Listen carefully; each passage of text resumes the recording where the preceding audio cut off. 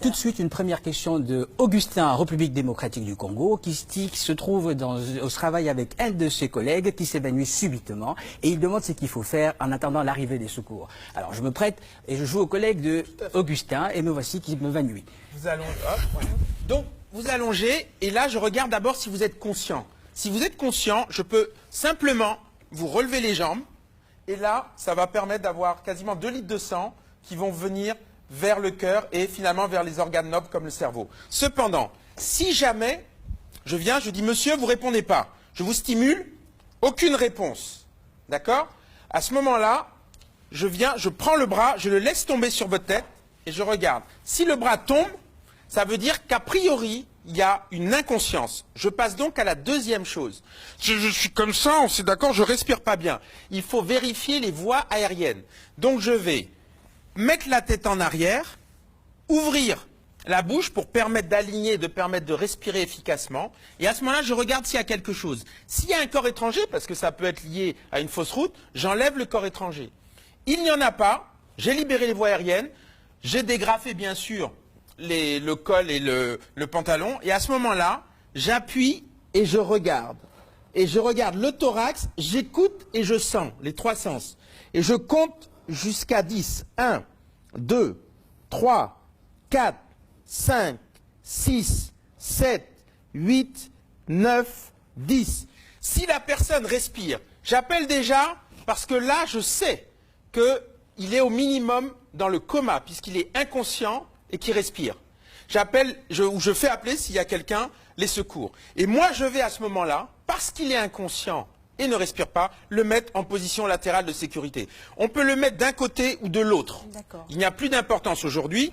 Je prends la jambe, je la cale, je prends le bras, je le mets sur la joue, je prends l'autre bras, si j'ai décidé de le mettre sur le côté gauche, et à ce moment-là, je peux me mettre de l'autre côté pour accompagner, ou si je suis là, simplement le haut du genou, là je prends l'épaule et le coude, et tout doucement, je le place sur le côté. Je vérifie, vous voyez, la tête est bien, je peux même mettre un coussin, et là, je place bien la jambe pour le caler. Là, il est stable, on a appelé les secours, on peut essayer de le stimuler, de voir comment il va, mais on l'a mis en position latérale, ce qui fait qu'il ne peut pas vomir. Alors donc là, docteur, on vient de voir la position latérale de sécurité. Et si une personne fait une crise cardiaque devant nous, qu'est-ce qu'on fait? Alors donc on a vu là que s'il est inconscient et qu'il respire, c'est la PLS. S'il est inconscient et qu'il ne respire pas, à ce moment-là, ça veut dire qu'il est mort ou qu'il va mourir. On a instantanément appelé les secours. Extrêmement important. L'appel des secours. Et à ce moment-là, voire aussitôt, soit vous avez même une tierce personne qui peut le faire, appeler les secours, vous mettez entre les deux seins, l'impact est juste au milieu, les bras tendus, et à ce moment-là, on va enclencher le massage cardiaque à une fréquence entre 100 et 120, l'idéal 110 par minute. On utilise le poids de son corps, et on soulève un tout petit peu, et on appuie. Et si vous regardez, vous allez voir que le rouge petit à petit, effectivement. le sang cerveau, circule. vous voyez, est vascularisé. Et là, à 100 par minute, c'est parti. Et on n'arrête pas.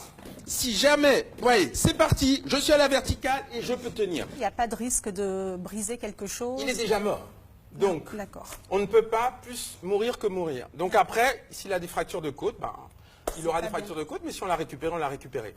Et c'est là que peut intervenir, à ce moment-là, le défibrillateur qu'on verra secondairement. Oui, dans une autre émission. Très Merci bien, docteur beaucoup, Massamba Diack. docteur On va Massamba continuer Diack. avec une autre question cette fois-ci. Parce qu'il y en a beaucoup. Exactement, celle de Karim au Niger, qui demande ce qu'il faut faire avant l'arrivée des secours quand il y a un accident et que les gens saignent. Alors, la première chose dans un accident, là c'était un malaise au travail. Là, dans un accident, c'est encore plus net, il faut déjà sécuriser. Mais vous sécurisez les lieux et vous commencez à agir. Et pour les hémorragies, alors qu'est-ce qu'on fait?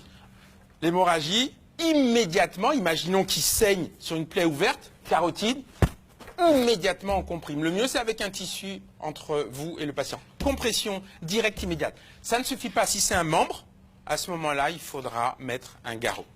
Alors donc on va en Guinée-Conakry avec Kaba qui demande quel geste adopter pour sauver la vie d'une personne qui se noie. Alors, la première chose, bien évidemment, il faut la sortir le plus vite possible. Et à ce moment-là, il y a différents stades. On n'aura pas le temps de les détailler, mais en tout cas, il y a les stades, je dirais, où la personne est consciente. Et donc, il va falloir, selon la gravité, l'amener éventuellement aux urgences pour qu'il puisse avoir une radio. Parce qu'on peut avoir une complication secondaire à 24 heures, donc quelques heures après. Ou alors, il est inconscient. Et l'avantage, on vient de le faire, on le met en PLS. Il est en arrêt. On va à ce moment-là faire le massage cardiaque, mais c'est là où, parce que la cause de la mort, c'est l'anoxie à cause de la noyade, c'est là où il faut par contre essayer de le ventiler, de le faire respirer artificiellement avec le bouche à bouche en alternance 32. Alors, une question d'Ousmane au Cameroun qui dit qu'il vient de se faire mordre par un serpent et il demande ce qu'il faut faire. Immobiliser la personne, immobiliser le membre, surtout aucun des produits, entre guillemets, je suis désolé, mais traditionnels, et l'aspivenin, ça ne marche pas non plus, et c'est uniquement les sérums.